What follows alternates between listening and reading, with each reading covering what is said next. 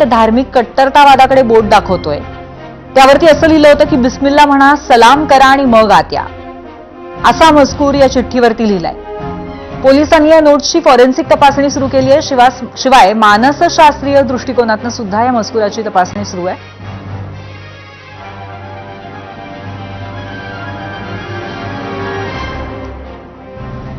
मीरा रोडमधल्या या घटनेची दखल राज्याचे मुख्यमंत्री आणि गृहमंत्री देवेंद्र फडणवीस यांनी सुद्धा घेतलेली आहे।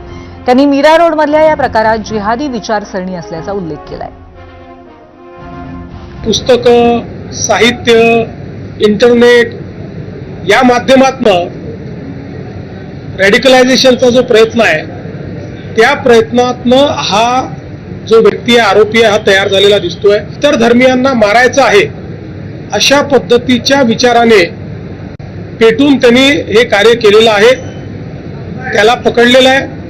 आता ATS आणि NIA ची मदत घेऊन या रॅडिकलायझेशनच्या पाठीमागे कोण कोण आहे हे देखील या ठिकाणी शोधण्यात येईल। याच्या लिंकमध्ये कोण कोण आहेत, अजून कोणी असे रॅडिकलाइज झाले आहेत का, या सगळ्या गोष्टी ज्या आहेत त्या आता तपासामध्ये पुढे येतील। आता या घडलेल्या प्रकारानंतर भाजपचे नेते किरीट सोमय्या यांनी वॉकहार्ट रुग्णालयामध्ये जाऊन जखमी सुरक्षा रक्षकांची भेट घेतली। या हल्ल्याबाबत ते काय म्हणालेले आहेत आणि त्याचबरोबर शिवसेनेचे नेते संजय निरुपम काय म्हणालेत आपण पाहूयात।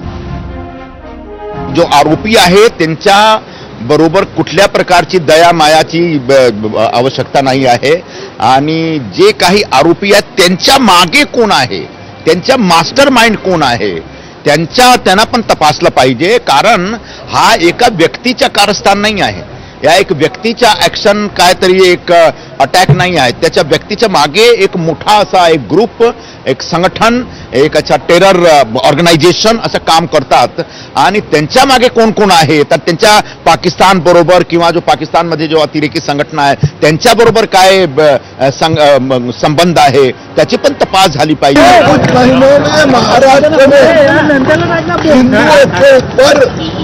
हिंदू बहनों के ऊपर, लड़कियों के ऊपर, छोटी बच्चियों के ऊपर जो इस्लामिक जिहादी माफिया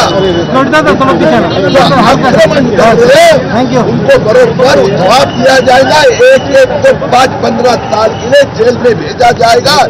इसके लगभग 309 करोड़ का फंड आया है, उसका भी इन्वेस्टिगेशन हो रहा है। सुरक्षा रक्षकांवर त्यांची नावं, त्यांचा धर्म विचारून त्यांना कलमा पढायला लावून हल्ला करणारा हा जैब झुबेर अन्सारी हा आहे तरी कोण, त्याच्याबद्दल माहिती देत आहेत आमचे मीरा रोडचे प्रतिनिधी प्रभाकर कुडाळकर। आरोपी जैब झुबेर अन्सारी हा काही वर्ष अमेरिकेत वास्तव्यास होता। 2019 मध्ये अमेरिकेत असलेल्या आपल्या आई वडिलांशी भांडण करून तो मुंबईत आला होता। जैब झुबेरला 2 बहिणी असून संपूर्ण कुटुंब कुर्ला येथे वास्तव्यास होतं। जैब झुबेर हा जीवशास्त्रातील पदवीधर होता। जैबचं लग्नही झालं असून पत्नीशी वारंवार होणाऱ्या वादातून दोघांमध्ये घटस्फोटी झाले।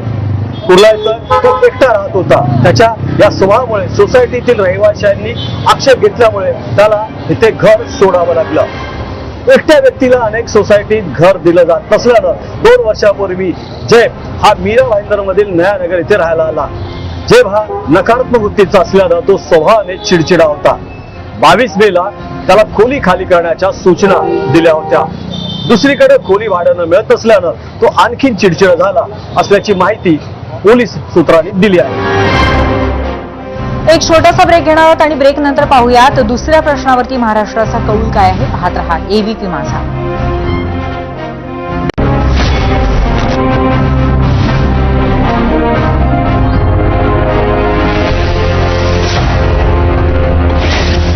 मुंग्या येत होत्या, घाम येत होता, जोर बैठा